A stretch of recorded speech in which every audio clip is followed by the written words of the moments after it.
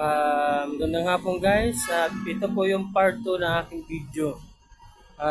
Nakaraan ay nag-video po ako kasi pina-update ko lang po yung mga kaibigan ko at sa mga nanonood. Sa susunod pupunta po ako sa Catanduanes kasi ayun po, bali na sabi ko na po yung kasi may bibisitahin po ako na barangay. Opo, pabarangay kasi may nag-chat po kasi sa akin na nangangailangan po ng tulong guys. Opo, nangangailangan ng tulong. Kaya ako kahit mahirap din ako tao, bukod sa may nag-chat po sa akin, pupuntahan ko po guys.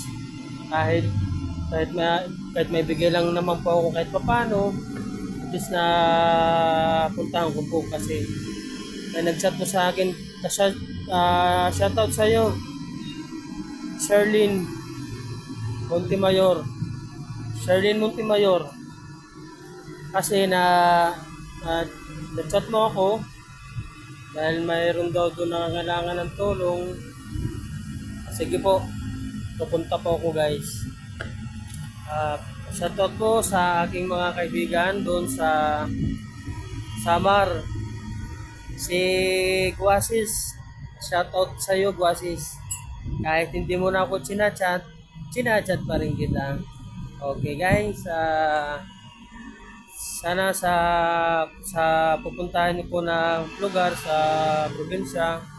After ko po sa Catanduanes, pupunta po akong Abra.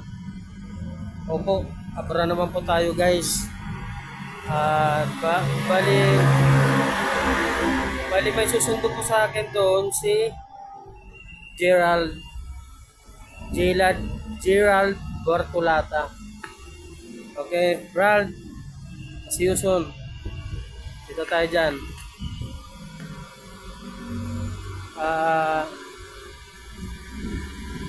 Tawag naman po sana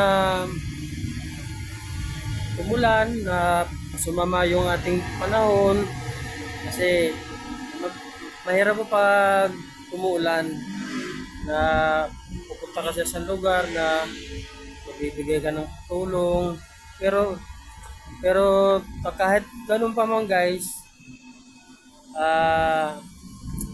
pupunta pa rin tayo dahil sa nangailangan ng tulong at dapat natin puntahan. Okay, sa susunod pagtapos ko sa Abra, tabang ko lang kung anong schedule ko sunod. So, Abra naman tayo pupunta. Pero, kasi Yuson guys, pupunta tayo dyan. Dahil, in-invite nyo ako. Okay.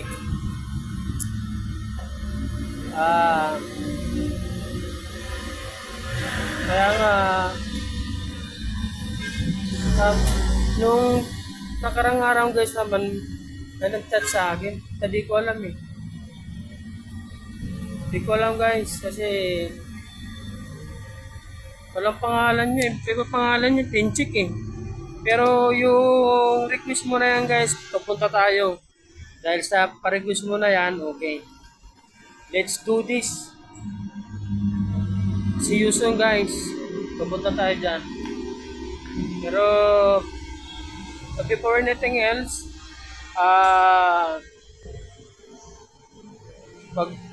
pagtapos ko sa Abra, sabi ko kung ano naman yung schedule ko guys, kasi pinupuntahan ko yung mga pinaka importante. Sa susunod natin na upload guys, dito video part 3. See you soon to Catanduanes guys. Bye bye.